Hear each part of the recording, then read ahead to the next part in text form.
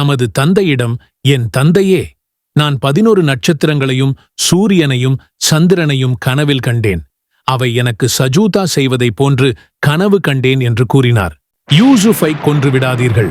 நீங்கள் ஏதேனும் செய்வதாக இருந்தால் அவரை ஒரு ஆழமான கிணற்றில் போட்டுவிடுங்கள். யூசுப் நபியை ஆழமான கிணற்றில் போடுவதென அவர்கள் ஒருமித்து முடிவு செய்த நிலையில் அவர்கள் அவரை அழைத்துச் சென்றபோது யூசுப் நபியை கிணற்றில் வீசி தமது திட்டத்தை நிறைவேற்றினர். எகிப்தில் அவரை விலைக்கு வாங்கியவர் தமது மனைவியிடம், இவரை கண்ணியமாகத் தங்கவை, இவர் நமக்கு உதவியாக இருக்கலாம், அல்லது இவரை நாம் மகனாக்கிக் கொள்ளலாம் என்று கூறினார்.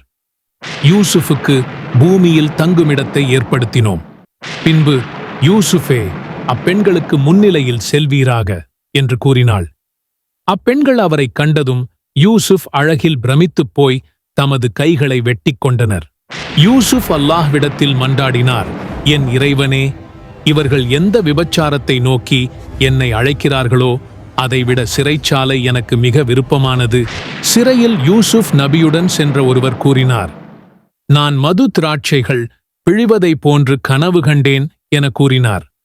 சிறையில் மற்றொருவர் கூறினார், என் தலைமீது நான் ரொட்டியைச் சுமந்திருக்கும் நிலையில் அதிலிருந்து பறவைகள் உண்பதாக கனவு கண்டேன்.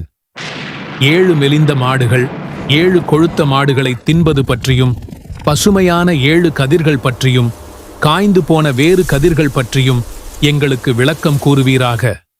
யூசுஃபின் சகோதரர்கள் எகிப்துக்கு வந்தனர். அவர்கள் யூசுஃபிடம் சென்றபோது யூசுப் அவர்களை அறிந்து கொண்டார். அவர்களோ யூசுஃபை அறியாதிருந்தனர்.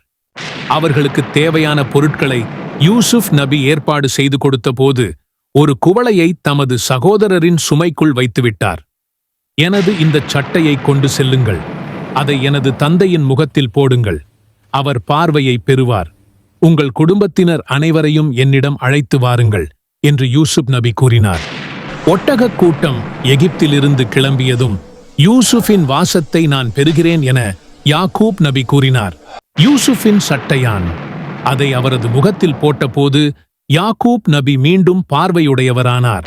அவர் தனது பெற்றோரை அரியணையில் ஏற்றினார். அவர்கள் அனைவரும் அவருக்கு முற்றிலும் பணிந்தனர். பின்பு யூசுப் நபி கூறினார், என் தந்தையே, இதுவே இதற்கு முன்பு நான் கண்ட கனவின் விளக்கம். என் இறைவன் அதை உண்மையாக்கினான்.